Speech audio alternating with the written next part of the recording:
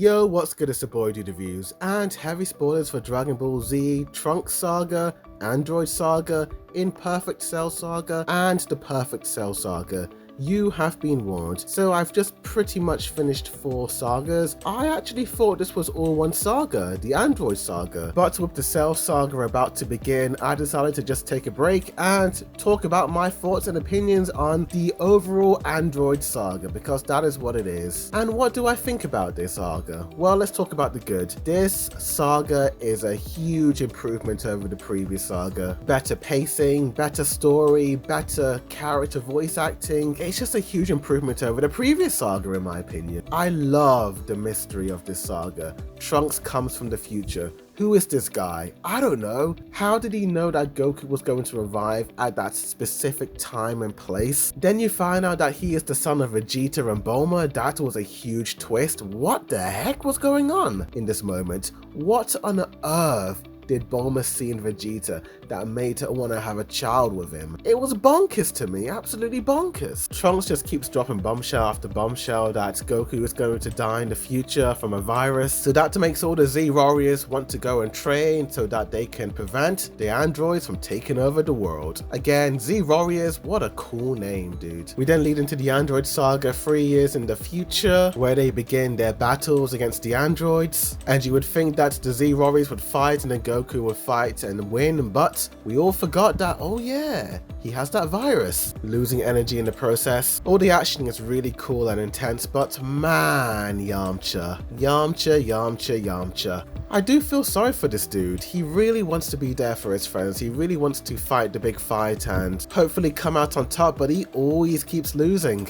And even Yamcha notices it, and he starts to have a sort of character moment where he realizes that, man, I'm getting scared. I'm not that strong. I'm not like Goku. And man, I couldn't help but feel bad for the dude. The only thing Yamcha can do in this moment is to help Goku and take him home while the Z Warriors fight the androids. I really do hope that in the future Yamcha has a moment of glory, as it does feel like the series is leading up to this pinnacle moment where Yamcha finally comes out on top and finally is able to win the fight. But so far all Yamcha can do is just be a buff cheerleader for the group. I wonder if there's any significance with the color orange, because the main villains, androids 19, 20, 17, 16 and 18, all have a spot of orange, all the oranges being the same contrast as well. Speaking of Android 20, my gosh, the twist when it was revealed that he was Dr. Gero. Whoa, so many twists and turns in this arc. It was around this time in the arc where the Z Warriors were fighting the androids where Vegeta really doesn't seem to give a damn about his quote-unquote wife and child when they are put in danger. Yeah, this entire arc, the Trunks and Vegeta dynamic, was really toxic and it got really intense sometimes. Trunks really wanted to be there for his father in his time of need, but Vegeta wasn't having any of it. I'll get to Vegeta's pride later on, but wow, this guy. Dr. Gero then goes to his labs to awaken Android 17 and 18. The moment I saw their faces, I was like, oh, so this is where they're from. I always thought they were Pokemon characters from all of those images I saw over the years on Google and YouTube. I think I got them mixed up with the duo in Pokemon, but I really do like their voice actors and actresses, particularly Android 18. She looks like an anime version of Roxy Mitchell from EastEnders. If only she had a British accent. Around this time, so many interesting reveals were thrown at us, like when Trunks told the gang that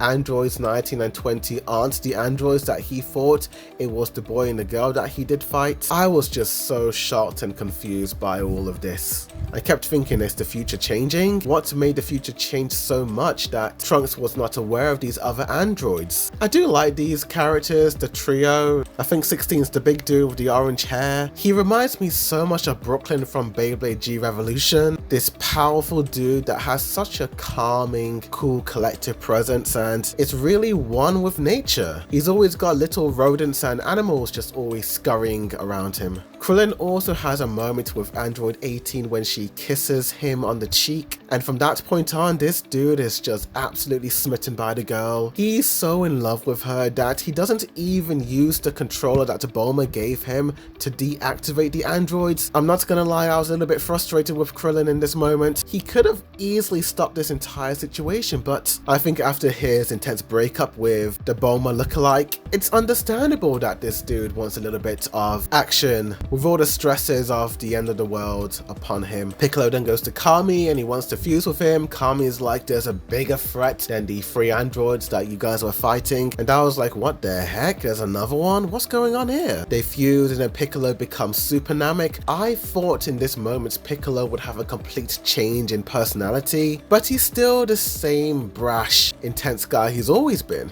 Bulma and Trunks discover that there's another time machine and it's the same one as Trunks, but it looks like it came years before. I was just like, okay, there's just so many huge reveals just coming in here and there, but I'm loving it, dude. I love a good mystery and I'm here for it. We find out that what was inside that new time machine was an imperfect cell, and this character design is creepy. My gosh, this might be one of the freakiest designs of the entire Dragon Ball series so far. I mean, look at him. My skin started to itch when I saw this guy for the first time. We then find out that Dr. Gero had these teeny tiny little bugs flying around over the years, taking cell samples from Goku and the gang over the years to create this ultimate being so it can take over the world as an act of revenge after what Goku did to the Red Ribbon Army. Honestly, before this arc, I didn't even notice a Dr. Gero in the previous arcs. It would have made sense if one of the boss leaders from back then was to be the one to get revenge, but this Dr. Gero guy, he just came out of nowhere. And he works for the Red Ribbon Army. Did he love that organization so much that he was so mad that it was taken down for him to want to act revenge towards Goku and the gang? I mean, gosh! We get another surprising reveal that Cell's main goal is to absorb Android 17 and 18 to become the perfect Cell. That was interesting. It completely added another wrench in the works, making the antagonists fight the antagonists. Very interesting subplots right there. The androids try and fight Cell but are no match for it, and Tien comes out of the blue, and my gosh, I wasn't expecting Tien to really be a main player in this arc. The dude goes all out with the Neo Tri-Beam to try and prevent Cell from reaching the androids. Goku and the gang then start to train in the hyperbolic time chamber back in Kami's place. This whole chamber is so fascinating to me. You could spend over a year there, but only a day has passed. I don't remember Goku using this in the previous show, but I guess it was done off screen because wow, it does explain why he was always so powerful back in the day. Vegeta and Trunks come out from that chamber, and my gosh, Trunks looks like a Chad. We get an interesting lore dump regarding the hair of the Saiyans. If you are a full-blooded Saiyan like Goku or Vegeta, your hair doesn't grow,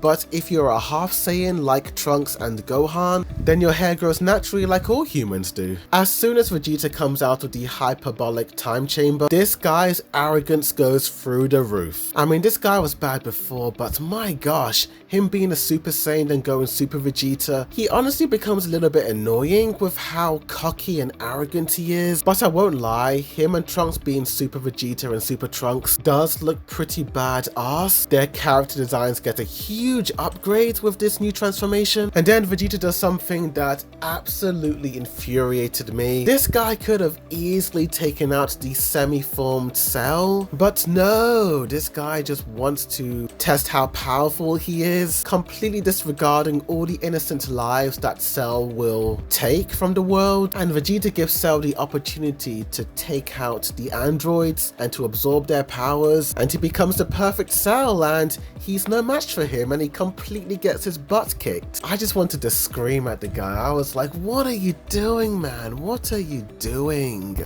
You could have won. But his pride completely blinded the dude. But it was the fact that Cell was so curious to know how on earth did Vegeta and Trunks get so powerful that made him want to start this tournament, the Cell Games. To Cell, everything is a game to him, and what better way than to have a tournament where people just try and fight him. And that's where the arc finishes. Cell announces to the world that the Cell Games will begin in 10 days, so the Z Warriors only have 10 days left left until they get to fight Cell. Will Yamcha rise to the top and win? I really do hope so. We had a mini filler arc where it expanded the world a little bit. The episode where Gohan confronts this really scummy businessman who built this huge dome to protect the civilians, but in reality he doesn't give a damn about them. Just shows you, dude, that even in this time of crisis there are still scummy people who are willing to do scummy things. But overall, this entire Android Saga Part 1 was really good. I really enjoyed it. The mystery, everything about it,